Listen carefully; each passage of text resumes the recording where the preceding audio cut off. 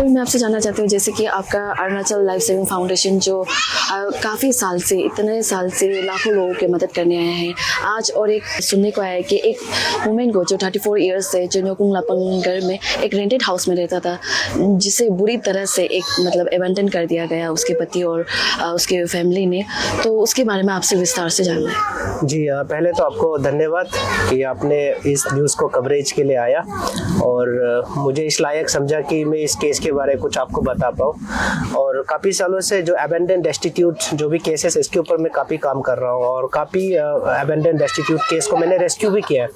और उनमें ज़्यादातर केसेस अबेंडन केसेस होता है या वो डेस्टिट्यूट होता है, वो ओल्ड एज ही होता है या तो कोई माँ होता है या वो पिताजी होता है, इस तरीके का केसेस बहुत मिला। लेकिन जब मुझे केस मिला अब जो आप बोल रहे थे, वो मुझे 14 तारीख को एक सोर्स से मुझे मिला 14 को कि पलाना कोई एक लड़की है जो रूम में मतलब काफ़ी दिन से बैठा हुआ है, उनको देखने वाला कोई नहीं है, उसका तबीयत बहुत बुरी तरीका से ख़राब है, उनको मेडिकल की ज़रूरत है। तो मुझे वो सोर्स ने मुझे बोला कि आपको देखता है सोशल मीडिया में ना कि आप ऐसा डेस्टिट्यूट और ऐसा बीमारी लोगों को मदद करता है। मैंने बोला हाँ करके, फिर मैंने नेक्स्ट दिन 15 मॉर्निंग को मैं जाके जब उनको पेशेंट को अटेंड किया तो देखा तो कंडीशन बहुत बुरा था, बेड रिदन था, वो उठ नहीं पा रहा था, पैर स्वेलिंग हो गया, बहुत दिन से खाना खाया हुआ नहीं था और उसको इमीडिएट मेडिकल अटेंशन का जरूरी था। तो मैंने इमीडिएट उनको रामकृष्ण मिशन हॉस्पिटल लाया, इमरजेंसी में दिखाया, फिर मैंने उनको एडमिट कराया। बाद में उनको उनका ट्रीटमेंट और उसका डायग्नोस से पता चला उसका हेमोग्लोबिन भी काफ़ी लो है, उनका 6.1 उनका हेमोग्लोबिन ब्लड परसेंटेज था। तो तुरंत हम लोग ब्लड ट्रांसफ्यूजन के लिए भी काम किया। तो इस दौरान से उसको हम लोग रेस्क्यू करके रामकृष्ण मिशन हॉस्पिटल पे हम लोग 15 तारीख को लेके आए। आप बता सकते हैं कि ये हस्बैंड वाइफ या उसके परिवार कहाँ से थे? एक्चुअली उनका जो हस्बैंड जो अभी वो रेंटेड में है न्योकुम लापंग में, वो रेंटेड में दोनों रहते थे। बाद में उसके बीमार के चलते बाद में उसके हस्बैंड ने उनको उसी रूम पे छोड़ के चला गया। मुझे सोर्स से मुझे ये इन्फॉर्मेशन मिला कि हस्बैंड दोनों साथ रहते थे, बाद में छोड़ के चला गया। तो बाद में मैंने उनका बीमार का बारे पता लगा कि उसका बीमार एक ऐसा एक वायरस है उसका बॉडी में जो लाइफ टाइम उसको मेडिकेशंस पे रहना है, मतलब दवाई के सहारा ही उनको रहना है। तो उनका हस्बैंड और हस्बैंड का फैमिली को शायद लगा होगा कि लाइफ टाइम तो इसको हम लोग कैसा ऐसा पाल के रखेंगे, इनको कैसा मेडिकल कराएंगे। तो इस इविल थॉट्स के चलते उसने अपना परिवार के साथ डिस्कस करके उस लड़की को, उस दीदी को उस रूम में छोड़ के चला गया। और जब मैं वो विजिट किया था उसमें मैंने देखा कि उस घर में बेचारा खाना खाने के लिए सिलेंडर तक भी नहीं है।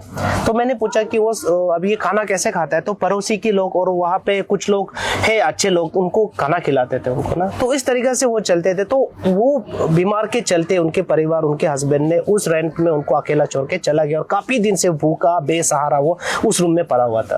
अभी पेशेंट फिलहाल कहाँ पे?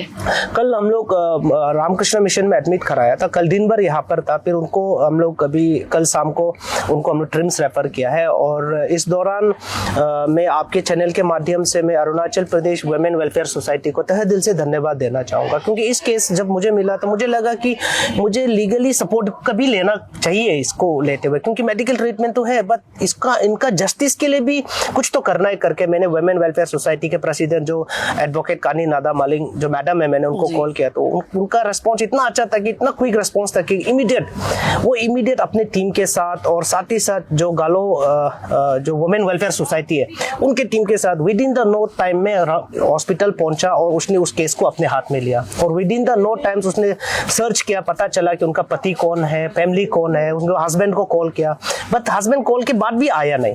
तो बाद में उसके थ्रू बाद में उनका लड़की का परिवार को भी पता चला, फैमिली उसका एक कजिन सिस्टर था वो आया। तो फैमिली को ये लगा कि शायद वो पति और उनका पति का फैमिली और उसका बहन मतलब अच्छा से जिंदगी बिता रहे हैं। तो उनको वो सोच के वो लोग तो आराम से बैठ रहा था, उनको पता ही नहीं कि उनका बहन के साथ क्या बीत रहा था। तो बाद में उनका जो कजिन सिस्टर वो सिचुएशन को देख के उसने बहुत दुख जताया और बहुत वो रोया और उसने वही बताया कि हम तो सोच रहा था बहन के साथ में अच्छा से रह रहा होगा, लेकिन इतना बहन को तकलीफ से रख रहा था करके बाद में उसने बताया। बाद में जब उनका फैमिली आ गया तो फैमिली की तरफ से भी पुलिस एफआईआर के लिए बात हुआ है, शायद एफआईआर अभी तक तो चला गया होगा, बट वुमेन वेलफेयर सोसाइटी को मैं बहुत तहे दिल से मैं धन्यवाद देता हूँ। जो उनका काम है, उनका जो रिस्पॉन्स है बहुत बेहतर रहा।